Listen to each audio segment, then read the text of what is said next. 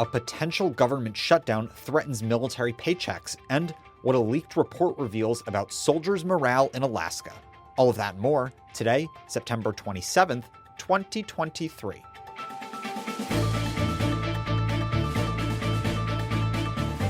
Good morning, Early Birds. I'm Jonathan Lehrfeld, and this is the Early Bird Brief, produced by Defense News and Military Times. First up, White House officials are issuing a warning about a looming government shutdown. A statement released yesterday says a shutdown would undermine national security by delaying service members' pay and furloughing hundreds of thousands of civilian Defense Department workers. Operations of most federal agencies are set to halt on October 1st. That's unless members of Congress can agree to a short-term budget extension or long-term government budget before then. Here's why it matters. Administration officials noted the shutdown could mean delayed paychecks for 1.3 million active duty troops, including more than 171,000 stationed overseas. Troops would be required to report for duty in the event of a shutdown, but they would not receive paychecks until after a new budget deal is reached. As of yesterday morning, neither chamber had a plan in place to avoid the budget lapse. Senate leaders had promised to move some legislation later in the day. House Speaker Kevin McCarthy said the House should not be on the hook if the government shuts down. It would not be on us. The Senate has, how many bills has the Senate passed? None. Okay. The House? One. Okay, and then today we take up, that'd be 72%. Of all that we have to do, they've done nothing. But White House Press Secretary Karine Jean-Pierre said it's House Republicans who need to get to work. They have to fix it. It is up to them to fix whatever chaos is going on right now with these extreme Republicans in the House. It is up for them to fix. Last week, lawmakers offered separate but similar legislation in both chambers that would provide paychecks to military members, including the Coast Guard, in the event of a budget lapse. Congress has approved similar legislation in the past, but chamber leaders have not yet advanced that legislation. Instead, they're hoping for a breakthrough on the budget impasse in the coming days to avoid a military pay disruption entirely. Defense Department workers are receiving instructions this week from agency heads about what operations and services could be impacted if a shutdown begins on October 1st. Another important story: the Navy recently fired the commanding officer of the ballistic missile submarine Alabama. The service announced this week that Commander Michael Lyle was relieved due to a loss of confidence in his ability to command. The Navy released a statement that said commanding officers are held to high standards of personal and professional conduct. It did not provide additional details about the decision. Here's why it matters. Lyle is one of at least 8 Navy commanding officers relieved in 2023. Most recently, the Navy relieved Captain Paul Choate, who was commanding officer of Fleet Readiness Center Mid-Atlantic, in August due to a loss of confidence. Lyle is originally from New York. He became the commanding officer of the Boomer in August 2022. He previously served as the Submarine Special Operations Officer with Commander Task Force 74 in Japan and the Executive Officer of the Ballistic Missile Submarine Louisiana. Commodore Larry J. Arbuckle, Deputy Commodore of Commander Submarine Squadron 17, is now temporarily serving as CO of the Alabama. It's based out of Naval Base Kitsap Bangor in Washington.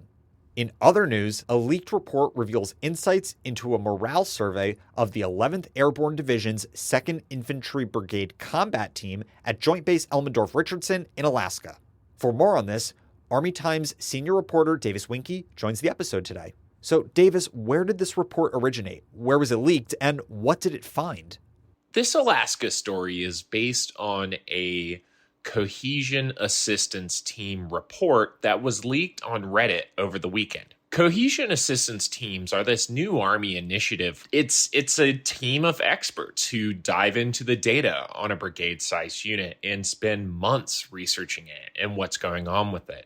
Then they do a 2-week-long site visit where they do individual and focus group interviews with soldiers there. They talk to leaders, and ultimately they produce a executive summary of their findings, which are intended to help units identify what's going on with their formation and how they can make things better and also lean into the things that are already good. In the case of this unit in Alaska, the 11th Airborne Division, 2nd Infantry Brigade Combat Team based at Joint Base Elmendorf-Richardson, the CAT team found that there are some things they're doing really well. Found that there is pride in the unit, pride in their mission as the Army's northernmost airborne brigade, and that a lot of people believe in the soldiers to their left and right, especially at the platoon level and below. But that's where a lot of the positive findings end, unfortunately. According to the report, the brigade's operational tempo, or its training calendar, essentially, played a major role in creating chain reactions that made life more difficult there. These units in Alaska are among the busiest in the Army because they have to report to several organizations. Through multiple layers of command, they eventually report to Indo-Pacific Command, Northern Command, and Army Forces Command, and each organization has different requirements. Plus, maintaining your airborne status requires jumping, and jumping requires playing outside in the Alaska cold. The net effect of that is that leaders in the brigade reported feeling overwhelmed. They felt like they could never say no to these taskings because they were coming down with just such volume. And the net impact was there was little predictability in soldiers' lives. There was little time to build in trainings and emphasis on leader development was one thing the report said. And some of the second and third order effects of this were really impacting life there. The report found that there's a pretty significant low-level problem with sexual harassment there, with racist and sexist jokes there. And one of the things they found was that junior soldiers think, to an extent, those things are okay as long as they don't cross certain lines. And those kinds of cultural things are hard to dislodge without sustained attention that isn't broken up by demanding training schedules. Another side of things that they looked into was there are resource problems for the Army's troops in the Arctic, and these have been known for a long time. They're using Cold War era equipment in many cases. Their facilities are falling apart in some other cases. And in the case of troops at JBER, it's an Air Force administered base, which means that it's not even an Army chain of command that ultimately oversees some of the buildings and services on post.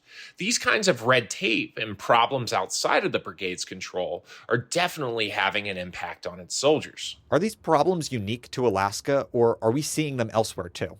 Alaska, for sure, isn't the only place whose soldiers are suffering from a lot of field time and a lot of training exercises, or even suffering from resource shortfalls that are largely outside of their control. However, because Alaska has such an extreme environment, it's a place where we can very quickly see the impact of those systemic problems.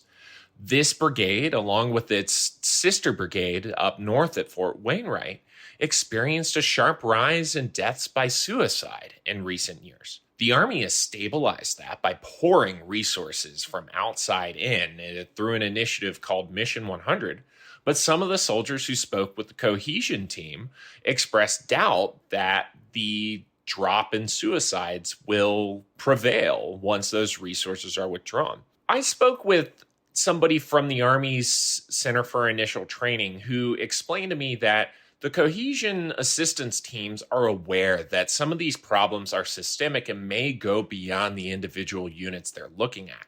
And so over time, they're going to be compiling findings that they have seen in themes across the service. And at a certain point, they intend to present these to Army senior leaders. And I think we're going to see a lot more in the months and years ahead about the operational tempo problem. Now, the recruiting crisis has a lagging impact on the Army's units. It takes time for new recruits to make it through training. Some pipelines are as short as 4 to 5 months. Other training pipelines take years. And seats that go unfilled in those entry trainings won't be felt out in the force until months and years after the recruiters aren't able to do their job.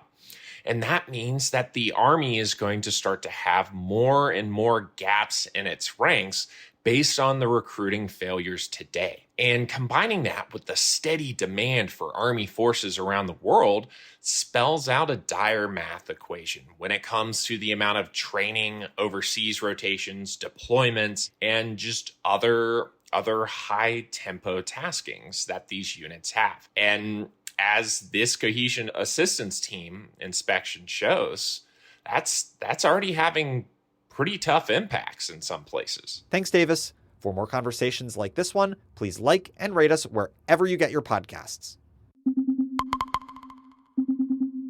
Also on the radar for today, military working dogs that are killed in action or perform an exceptionally courageous act may be eligible to receive a new decoration. That's thanks to a provision included in the House version of the annual defense bill in Congress. Here's why it matters. With the award's creation, military dogs that have long worked alongside troops on and off the battlefield would be eligible to receive a formal canine-specific decoration for their service. Current forms of Pentagon recognition for military working dogs often come in conjunction with honors given to their handlers. Representative Alyssa Slotkin introduced the amendment to the House version of the 2024 Fiscal Year National Defense Authorization Act as a means of throwing courageous canines a bone. The measure is not currently in the Senate version of the annual defense bill, and it faces a long road ahead before it makes it out of the doghouse to be signed into law. A spokesperson for the 37th Training Wing said there are currently around 1,600 military working dogs in service in various assignments around the world. She said 77% serve in explosive detection capacities. Other possible medals awarded beyond the scope of the Defense Department include the Dickin Medal from the People's Dispensary for Sick Animals, those from the nonprofit American Humane, and those from the group Animals in War and Peace. And now, here are some other stories that we're hearing chirps about. Will the 82nd Airborne All-American Chorus be named the most talented act in America? The ensemble's run on America's Got Talent ends with tonight's finale, when the winner will be announced. In case you missed it, Ukrainian President Volodymyr Zelensky welcomed the arrival of the first Abrams tanks sent by the U.S. The U.S. and Kenya signed a defense agreement this week.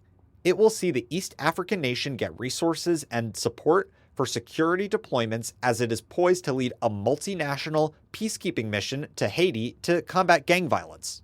South Korea paraded thousands of troops and an array of weapons capable of striking North Korea through its capital.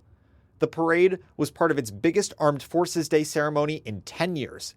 Its president vowed to build a stronger military to thwart any provocation by the North. And on this day in history, in 1939, German troops took Polish troops prisoner after Warsaw surrendered to Hitler's army.